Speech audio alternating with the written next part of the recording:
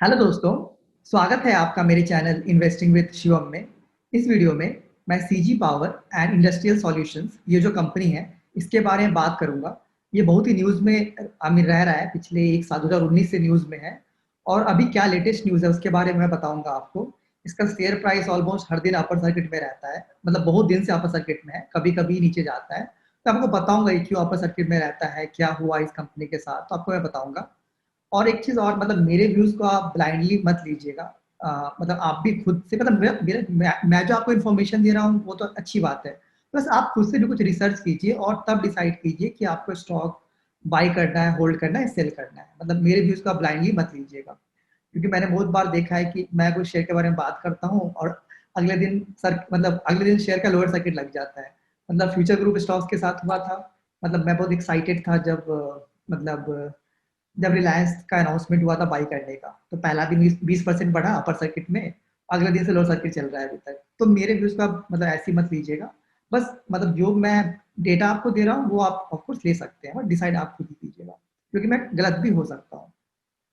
और अगर अभी तक आपने मेरे चैनल को सब्सक्राइब नहीं किया है तो जरूर सब्सक्राइब कर लीजिएगा, कि मैं मतलब मुझे मोटिवेशन मिलता रहे, वीडियोस डालते रहूं, आपके आपके पास जाते रहे, साथ साथ में मैं भी ग्रो करता रहूं यूट्यूब में। तो चलिए अब बात करते हैं कि कंपनी के साथ हुआ क्या और अभी क्या लेटेस्ट न्यूज़ है। अभी लेटेस्ट न्यूज़ ये है कि जो मुरुगप्पा ग्रुप जो है, वन ऑफ द वेरी मतलब प्रोफेशनल ग्रुप मैनेजमेंट है इनका इंडिया में। इनके बहुत सारे ग्रुप कंपनीज हैं, उनमें से एक है ट्यूब इन्वेस्टमेंट जो ऑलरेडी लिस्टेड है स्टॉक मार्केट में। इन्होंने डिसाइड किया है, मतलब थोड़ा ओल्ड न्यूज़ है बट क्योंकि मैं बात कर रहा हूँ स्टॉक के बारे में तो मैं उनसे आपको बता देता हूँ। तो इन्होंने डिसाइड किया है 700 करोड़ इन्वेस्ट करने का for 51% stake in CG power. So अब क्या है कि बेसिकली इसका मतलब ये है, एक बार अगर कंपनी के पास 51% स्टेक हो जाता है, इसका मतलब क्या होता है कि वो कंपनी बेसिकली मतलब मेजोरिटी शेयर होल्डर हो गई उस कंपनी की, और वो मैनेजमेंट संभालेगी, मतलब वो कंट्रोल करेगी कंपनी को। तो बेसिकली इसका मतलब ये है कि सीजी पावर अब मतलब अभी थोड़ा टाइम, थोड़ा और अप्रूवल्स चाहिए, बट आई थिंक एक महीने बाद सीजी पावर का जो मैनेजमेंट होगा वो मुरुगप्पा ग्रुप का मैनेजमेंट होगा, और ट्यूब इन्वेस्टमेंट की सब्सिडरी बन जाएगी सीजी पावर। कुछ मतलब कुछ थोड़ा अप्रूवल्स और चाहिए, बट उसके बाद बन जाएगी। अब इसके बाद क्या है कि ये तो 700 करोड़ तो ये डाल रहे हैं, उसके साथ ही साथ 100 करोड़ और डालेंगे ये, मतलब अभी इन्फ्यूज करने वाले हैं, क्योंकि सीजी पावर के साथ बहुत इशू चल रहा है अभी। उनको पैसे चाहिए अपना ऑपरेशन चलाने के लिए, तो 100 करोड़ और डालेंगे ये। और उससे क्या होगा, 100 करोड़ डालने के बाद आई थिंक 56% स्टेक हो जाएगा उनका फाइनली सीजी पावर में आगे जाके। और जो 700 करोड़ है, राइट, मतलब ये 100 करोड़ तो कंपनी चलाने के लिए है, और 700 करोड़ जो और इन्होंने दिया है वो क्या है कि सीजी पावर का बहुत ज्यादा डेप्ट था। 2500 करोड़ का डेप्ट हुआ करता था, मतलब था एक्चुअली सीजी पावर का। तो उसके बाद क्या हुआ कि सारे बैंक्स ने, मतलब अब बैंक्स को तो पैसा चाहिए जिससे लोन लिया है, और बैंक क्या हो रहा था कि ये पैसा दे नहीं पा रहे थे, तो उन्होंने फिर मतलब ऐसी एक रिसोल्यूशन के लिए, जैसे पतंजलि के साथ, सॉरी पतंजलि नहीं, रुचि सोया के साथ हुआ, राइट, या आलोक इंडस्ट्रीज के साथ हुआ, वो डेप्ट नहीं दे पा रहे थे, तो फिर मतलब क्या होता है, बैंक सब बैंक कर देती है, राइट। मतलब फिर बहुत सारे लोग आते हैं, कंपनीज आती हैं और बिड करती है कंपनीज के लिए। तो यहाँ पे क्या, यहाँ पे भी सेम चीज हुआ था। सीजी पावर डेप्ट पे नहीं कर पा रही, इंटरेस्ट पे नहीं कर पा रही थी, इनके साथ भी सेम हुआ। और बहुत सारे, मतलब यहाँ पे क्या हुआ, बिडिंग आया ही नहीं, बस ट्यूब इन्वेस्टमेंट ने यहाँ बिडिंग किया और कोई बिडिंग करने आया ही नहीं। तो इनका जो बिडिंग का जो मतलब जो इन्होंने पैसा दिया बिडिंग में वो 700 करोड़ था। तो ऑफकोर्स बैंक्स के लिए यहाँ पे लॉस है, क्योंकि मतलब डेप्ट 2500 का था, उनको मिलेगा बस 700 करोड़, तो उनके लिए तो लॉस है यहाँ पे। बट मतलब अगर आप रुचि सोया में भी देखिएगा तो बैंक्स का 50% का लॉस हुआ था, इवन आलोक इंडस्ट्रीज में भी लॉस हुआ था। तो वो होता है जब भी कोई भी कंपनी मतलब बैंक होती है और ये रिसोल्यूशन होता है उनका, तो बैंक्स को मोस्टली पूरा पैसा नहीं मिल पाता है, तो यहाँ भी वही हो रहा है। अब बता देता हूँ मुरुगप्पा ग्रुप मतलब कंपनीज के बारे में। तो ये जो मतलब ट्यूब इन्वेस्टमेंट जो कंपनी है, उनकी फ्लैगशिप कंपनी है, मतलब one of the biggest listed company है इंडिया में। और ये जो है ऑटो, मतलब इनकी इंडस्ट्रीज देख ली, जैसे ऑटोमोटिव हो गया, रेलवे हो गया, कंस्ट्रक्शन हो गया, माइनिंग हो गया, एग्रीकल्चर हो गया। फिर उनका एक बाइसिकल का डिवीजन भी है, जहाँ पे वो बहुत सारे ऐसे ब्रांड्स है बाइसिकल के, जैसे हरक्यूज, BSA, मैच सिटी, मोंत्रा, ये सब बेचते हैं। तो इनका ये सब प्रोडक्ट्स है। तो आप देख सकते हैं। आपको एक चीज और बता दूं, तो मतलब ये मुरुगप्पा ग्रुप का जो कंपनी है बेसिकली, उसके बारे में मैंने बताया, जो TII मतलब ट्यूब्स इन्वेस्टमेंट जो कंपनी है, क्योंकि वो बेसिकली सीजी पावर उसके अंडर आ जाएगी एक बार मुरुगप्पा ग्रुप की मतलब मैनेजमेंट आ जाता है तो। अब देखिए हुआ क्या था सीजी पावर के साथ ये बता दूं। सो अभी ये केस बहुत पहले से चल रहा है, 1 साल पुरानी केस है, ये बहुत पहले से चल रहा है। सो हुआ क्या था कि पहले मतलब गौतम थापर इसके मतलब मैनेजमेंट में हेड हुआ करते थे, सीजी पावर के, उनकी कंपनी थी ये। बट बाद में पता चला, मतलब लास्ट में पता चला कि मतलब गौतम थापर की और भी बहुत सारी ग्रुप कंपनीज है। और हो क्या रहा था कि सीजी पावर का जो प्रॉफिट आता था वो ग्रुप कंपनीज को ये देते जा रहे थे, मतलब, और वो सब एनुअल रिपोर्ट में था भी नहीं। और बहुत सारे इनके जो ऑडिटर्स थे उनको भी पता नहीं था। तो एक तरह से फ्रॉड हुआ, राइट? क्योंकि मतलब बेसिकली जो पैसा कंपनी का आता है वो किसका है? शेयर होल्डर्स का है, राइट? आपका है अगर आप शेयर होल्डर है तो। और अगर आपका कोई पैसा अगर कोई दूसरी कंपनी को दे रहा है ऐसी, मतलब बिना बताए हुए वो भी, तो ये तो एक फ्रॉड ही होता है। तो मतलब बेसिकली ये फ्रॉड हुआ था और गौतम थापर को मतलब इनके बोर्ड ने हटा दिया था, बोर्ड से ही हटा दिया था, मतलब, और सब जो बोर्ड मेंबर्स है। और ये सही बताऊं तो ये रेयरली होता है इंडिया में, मैंने बहुत रेयर देखा है कि इंडिया में ऐसा होता हो कि और सब बोर्ड मेंबर्स अगर पता चले कुछ तो बताए, पब्लिकली बताए, और जो मतलब सीईओ है और जो मैनेजिंग डायरेक्टर है उसको हटा दे। बहुत कम होता है ऐसा इंडिया में।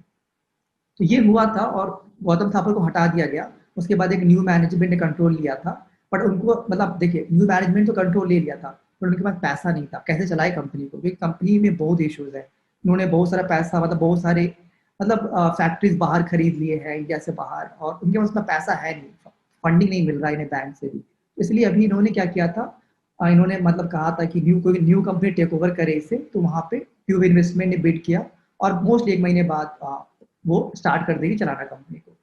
अब सीजी पावर के बारे में बता दूं मैं क्यों इंटरेस्टेड हूँ सीजी पावर में, क्योंकि मैं बताता हूँ। देखिए सीजी पावर क्या है कि बहुत ही पुरानी कंपनी है। 1937 में ये कंपनी बनी थी, बहुत ही पुरानी कंपनी है। और ये कौन कौन सी इंडस्ट्री, ये पावर इंडस्ट्री, पावर और इंडस्ट्रियल, ये दोनों मतलब इंडस्ट्रीज में है बेसिकली। और इनके प्रोडक्ट्स जो क्या क्या है, ट्रांसफॉर्मर्स है, स्विच गियर्स है, सर्किट ब्रेकर्स है, network protection and control gear है, मोटर्स है, पावर ऑटोमेशन प्रोडक्ट्स है, मतलब इनके बहुत अच्छे अच्छे प्रोडक्ट्स हैं। साथ ही साथ में आप देख सकते हैं मतलब mostly power system, industrial systems में इनका मतलब पोर्टफोलियो है प्रोडक्ट्स का। और ये इनके मतलब इनका सेल्स बाहरी कंट्रीज से भी आता है, जैसे Belgium, Hungary, Indonesia, Ireland, France, UK, US. तो बहुत मतलब बस इंडिया से ही नहीं कमाते ये पैसा, इंडिया के बाहर से ही पैसा कमाती है। अब देखिए मेन चीज में क्या है कि मैंने एक चीज देखा कि इनका जो पावर सिस्टम का बिजनेस है, CG is the top 10 manufacturers of transformers in the world, not in India, मतलब वर्ल्ड की मतलब टॉप 10 ट्रांसफॉर्मर मैन्युफैक्चरिंग कंपनीज में से एक है सीजी पावर। तो पावर सिस्टम में जो प्रोडक्ट्स है, जैसे वो पावर यूटिलिटीज को, रेलवेज को, माइंस को, ये सबको प्रोवाइड करते हैं ये। इनका रेलवे के साथ अच्छा कॉन्ट्रैक्ट रहता है, बहुत ऑर्डर्स आता है वहां से। और इंडस्ट्रियल सिस्टम में देखिएगा तो मोस्टली इनका पैसा मोटर से आता है, क्योंकि मतलब बहुत पैसा आता है इनका मोटर्स से। और भी जैसे मोटर्स क्या होता है, रेलवेज में यूज होता है, मतलब सिग्नलिंग प्रोडक्ट्स हो गया, ये सबसे पैसा आता है। इनका बहुत ही अच्छा मार्केट शेयर है। इवन मोटर्स में देख सकते हैं, we enjoy market leadership for AC motors and second position in AC generators and DC motors in India. मतलब देखिए इनका प्रोडक्ट बहुत अच्छा है। इनका जो मतलब मार्केट लीडरशिप है वो बहुत ऊपर है, मतलब टॉप 10 या तो टॉप 1-2 में है ओवरऑल कैटेगरीज में। तो इनके अच्छा पैसा यहाँ से आता है। और एक चीज और मैंने एनुअल रिपोर्ट में देखा कि अब देखिए अब इलेक्ट्रिक व्हीकल्स आने वाली है।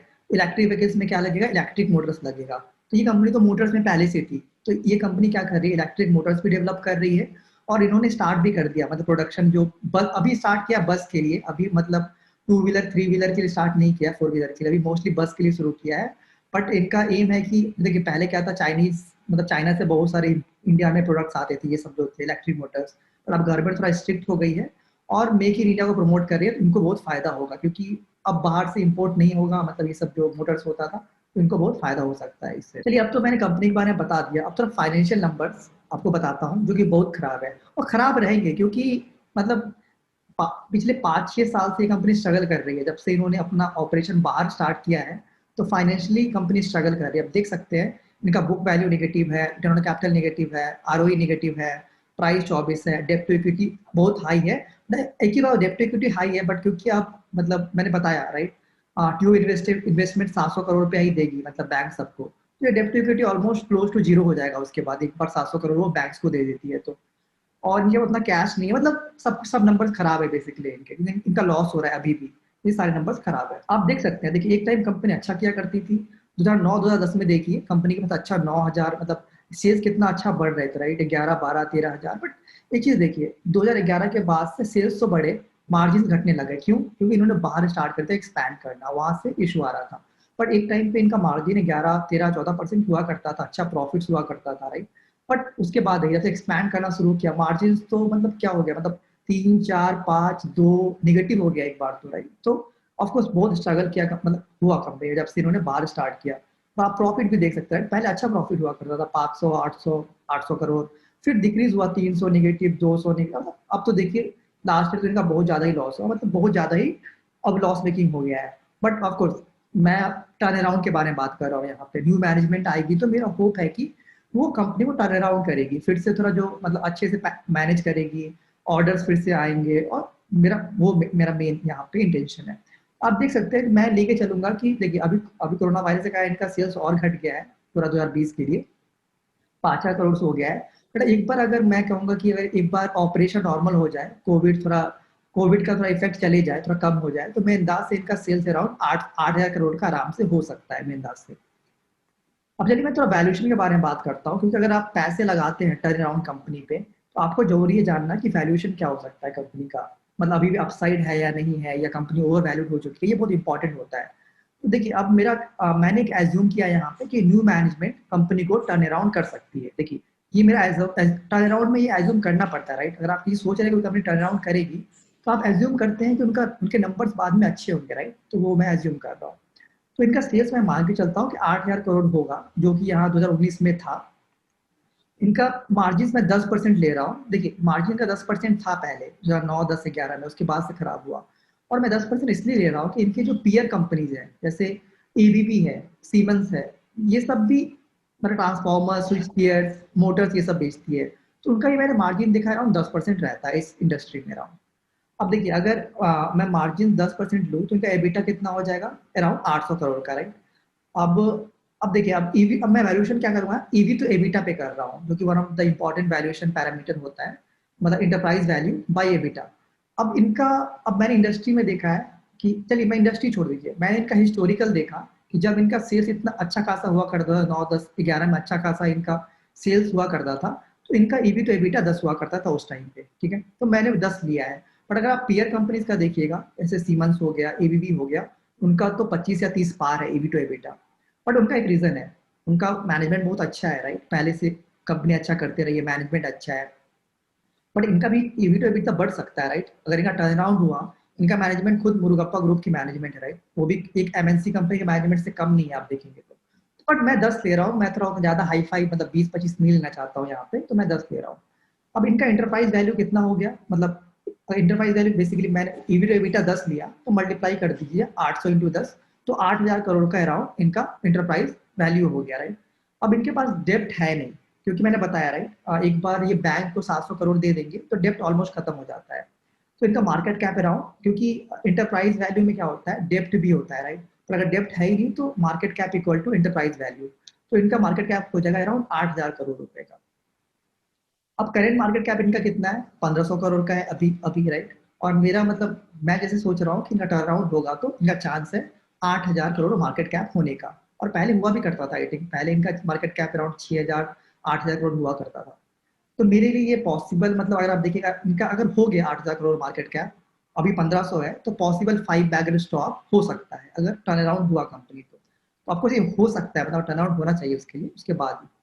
और ऑलरेडी ये कंपनी 5 बैगर हो चुकी है, मतलब इनका इसका 52 वीक हाई आई थिंक ₹5 था, और अभी अराउंड 25 पे ये ट्रेड कर रही है। तो ऑलरेडी 5 बैगर हो चुकी है कंपनी। बट मेरे वैल्यूएशन के अकॉर्डिंग मतलब अभी भी 5 बैगर हो सकता है अगर कंपनी का न्यू मैनेजमेंट टर्न अराउंड कर सके। तो मैंने इन्वेस्ट किया है इस कंपनी में, मैंने अच्छा खासा पैसा इन्वेस्ट किया है। ऑफको रिस्क बहुत ज्यादा है, बट हाँ जहाँ ज्यादा रिस्क होता है वहाँ रिवार्ड भी ज्यादा होता है, राइट। तो उस सेंस से मैंने यहाँ इन्वेस्ट किया है। और मतलब मेरे लिए, मतलब देखिए जो मैनेजमेंट, न्यू मैनेजमेंट जो आ रही है, उनका रेपुटेशन बहुत अच्छा है, तो मुझे लगता है वो टर्न अराउंड कर सकती है। तो इसलिए मैंने इन्वेस्ट किया है इसमें। और मैं कोई आपको मतलब बोल नहीं रहा हूँ इन्वेस्ट करने के लिए, आप जरूर मेरे डेटा को देखिए, और खुद से भी पढ़िए न्यूज़ में क्या आया था और क्या चल रहा है, सब कुछ देखिए। फिर आप सोचिए कि आप कुछ पैसा लगा सकते हैं नहीं लगा सकते हैं।